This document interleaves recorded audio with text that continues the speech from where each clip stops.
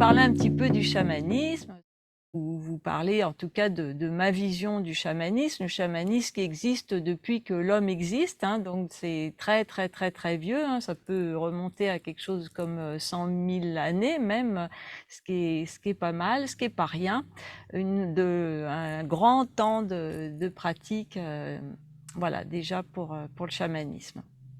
Et puis le chamanisme, bah, qu'est-ce que c'est? Alors moi, je vais vous proposer quatre aspects qui, pour moi, définissent le chamanisme. Alors, en tout premier lieu, le chamanisme, c'est vraiment basé sur le lien étroit qui unit l'homme avec la nature. Voilà, ça, c'est vraiment la base en chamanisme, comment on va dire, cette connexion très forte avec la nature, et la nature dont fait partie l'homme, hein. L'homme appartient véritablement à la nature. Le règne humain est la quatrième vague d'apparition de la vie sur la Terre. Il y a tout d'abord eu le règne minéral, et puis le règne végétal, le règne animal, et en quatrième, le règne humain. Donc le règne humain, eh bien, il vient à la suite des trois autres. Il vient parce qu'il a quelque chose d'important à apporter aux vivants avec un V majuscule, mais il n'est pas supérieur, il n'est pas, enfin, la terre ne lui appartient pas, hein, il fait simplement partie de ce vivant, voilà. Et le chamanisme permet de bien comprendre de l'intérieur au travers de ses expériences, hein, notamment au cours du voyage chamanique, mais d'autres expériences même dans la nature, comme je pense à la quête de vision par exemple, de bien intégrer cette appartenance de l'homme à la nature, cette, comment on va dire, cette reliance avec tout ce qui vit, tout ce qui est sur la Terre, cette connexion et donc cette même interconnexion et cette interdépendance aussi. Et ça veut dire qu'une fois qu'on a bien saisi qu'on est complètement interdépendant de tout ce qui vit, c'est sûr que eh bien, le rapport à la nature change, hein. Ça ne devient plus un concept intellectuel ou je sais pas, des croyances ou c'est quelque chose qui est vécu intimement au plus profond de soi-même. Et du coup, c'est vrai que naturellement, après, il y a une autre conscience de la nature, une autre ouverture à tout ce qui nous entoure, un grand besoin de protéger cette nature, cette terre, hein, notre mère à tous qui nous accueille, et on a vraiment envie d'en prendre soin, de la respecter, de rien faire qui nuise à tout ce qui soit vivant sur la terre, à commencer par nous-mêmes, hein. Donc, c'est le premier aspect du chamanisme qui est ce lien avec tout ce qui nous entoure, cette interconnexion, cette interdépendance est très important et commence à nous placer dans cette responsabilité qui, à mon sens, est très importante aujourd'hui, à retrouver cette responsabilité qu'on a, nous, en tant que vivants sur la Terre, sous forme humaine, et du coup, ça nous permet de commencer cette ouverture de conscience. Première étape, le lien à la nature. Deuxième aspect pour moi du chamanisme qui définit ce que c'est le chamanisme, c'est que c'est une pratique animiste. Alors ça veut dire quoi? Ça veut dire que dans la vision chamanique, tout ce qui est a un esprit, tout, absolument tout. Alors tout, bien sûr, tout ce qui est être vivant sensible, hein, les animaux, les végétaux, mais les minéraux aussi, bien sûr, et puis aussi tout ce qui est ces fameux objets inanimés, hein, qui ont donc, oui, un esprit. Et ça veut dire qu'en chamanisme, en état de conscience chamanique, on peut se relier à tout ce qui est, à tout ce qui nous entoure, à notre voiture, à notre maison, enfin voilà. Et on va pouvoir rentrer en connexion avec tout ce qui est. Et puis bon, si tout a un esprit, eh bien nous aussi, hein, nous avons un esprit. Nous sommes constitués à la fois de cette partie visible, matérielle, physique, tangible, et mortelle aussi d'ailleurs, et puis de cette dimension spirituelle, intangible, immatérielle, mais éternelle, hein.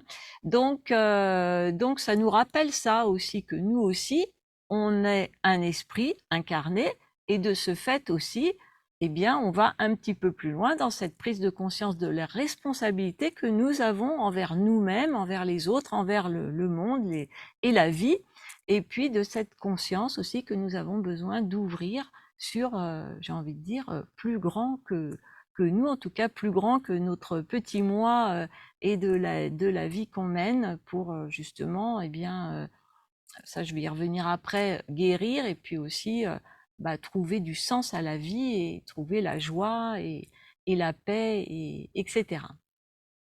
Alors le troisième aspect aussi pour moi du chamanisme, en plus de cette connexion à la nature, de cet aspect spirituel hein, qui est contenu dans tout ce qui est visible, tangible autour de nous, c'est la guérison. Voilà, hein. Pour moi, le chamanisme, c'est vraiment une voie de guérison.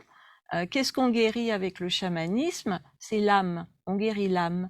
Et on vit dans une société, surtout notre société occidentale, hein, évidemment, qui a petit à petit complètement perdu de vue que nous ne sommes pas qu'un corps physique, mais que nous avons aussi une âme et notre âme, elle est bien souvent en grande souffrance, et en tout cas, alors, même si elle n'est pas en grande souffrance, eh bien notre âme, alors non seulement elle a des besoins, auxquels on n'est pas attentif quand on n'est pas dans cette, communion avec notre âme, mais elle a aussi beaucoup de choses à nous dire, beaucoup de choses beaucoup d'informations à nous donner pour justement qu'on vive plus en accord avec ses désirs et qu'on soit heureux dans notre vie. Voilà, et pour notre bien à nous, mais comme disent les Amérindiens, pour le bien de toutes nos relations, puisque nous sommes interconnectés, interdépendants avec tout le reste du vivant. Voilà, tous unis dans cette même trame de la vie.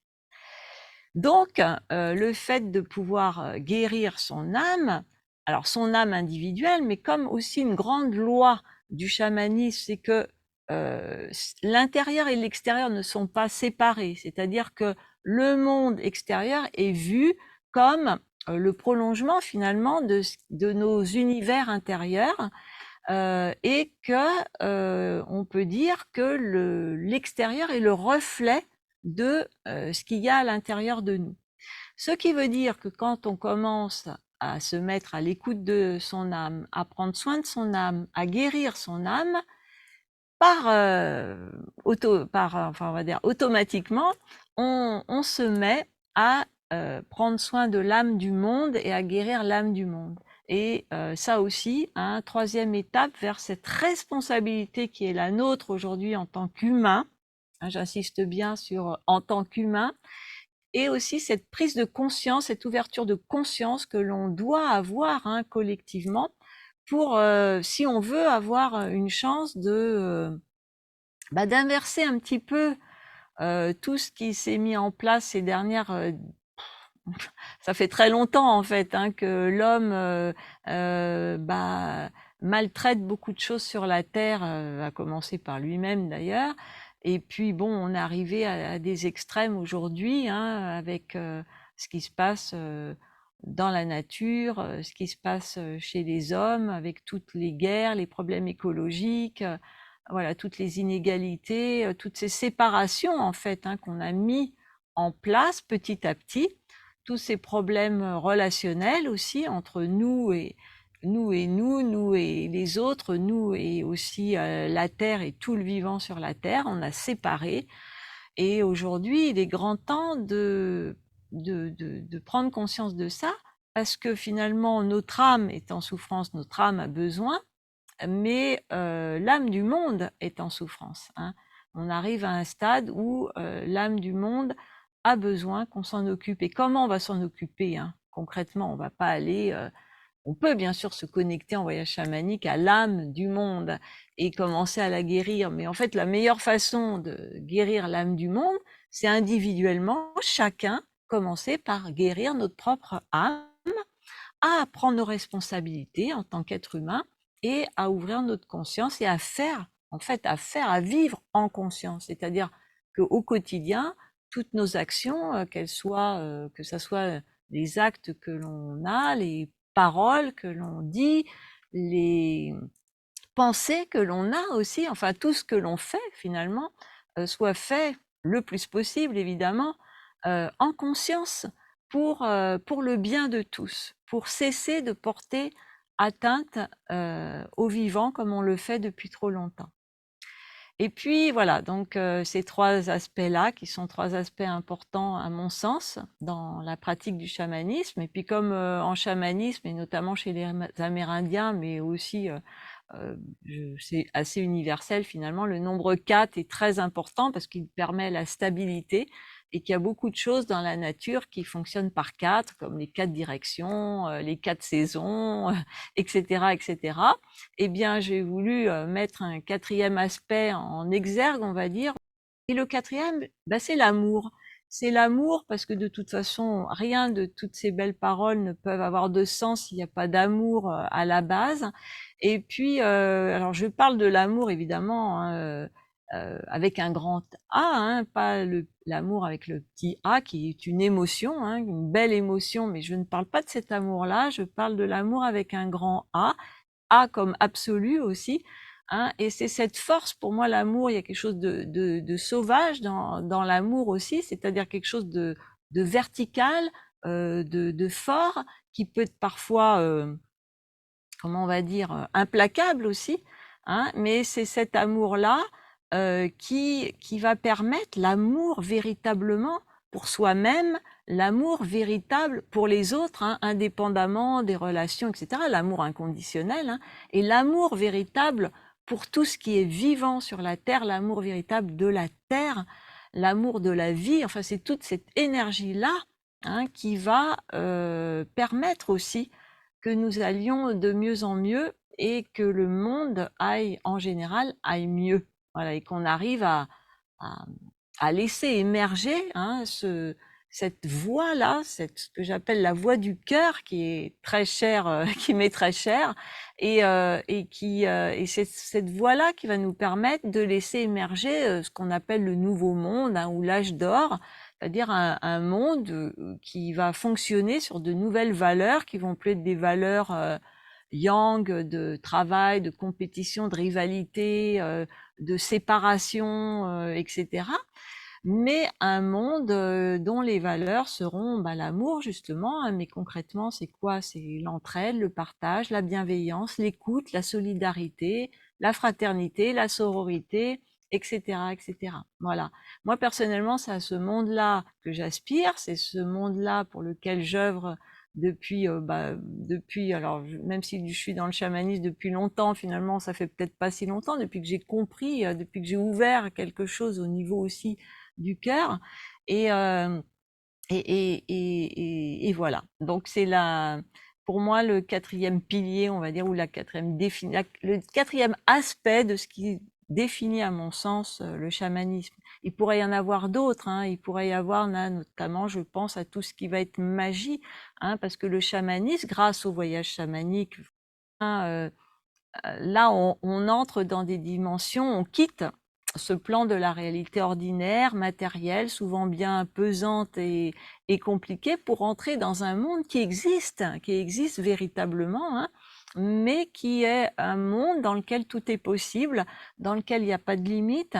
Et ce monde-là permet des guérisons spectaculaires, permet de contacter cette dimension immense qu'il y a à l'intérieur de nous, cette dimension divine, le fait que nous soyons bien plus grands qu'on ne le pense.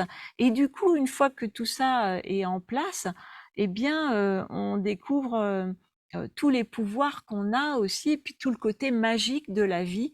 Avec par exemple voilà, cette ouverture à toutes les synchronicités, hein. D'un seul coup on vit sa vie en percevant plus, parce qu'on ouvre des choses à l'intérieur de nous, en percevant plus les signes que nous envoie l'univers ou le monde de l'esprit, et puis aussi on sait plus quoi faire de nos rêves, les rêves qu'on fait la nuit, mais les rêves aussi qu'on fait le jour, et nos visions, etc. Et d'un seul coup, on rentre dans une dimension qui est magique. On réenchante véritablement notre vie. Et du coup, puisque l'intérieur n'est pas séparé de l'extérieur, eh bien, on réenchante aussi le monde, parce que ne serait-ce que parce que nous, voilà, on est dans cet état d'esprit-là et que petit à petit, ça contamine, mais dans le bon sens, toutes les personnes que l'on côtoie. Voilà, tout simplement. Alors voilà pour ce qui est d'une courte présentation sur le chamanisme selon moi, on va dire, hein, parce qu'il y aurait encore bien d'autres choses à dire, donc selon moi et selon aujourd'hui, ce que j'ai envie de partager avec vous. J'espère que ce moment passé ensemble vous aura intéressé et vous aura, pourquoi pas, donné envie d'aller plus loin, d'approfondir. Et bah, pour ça, je suis à votre disposition. À bientôt.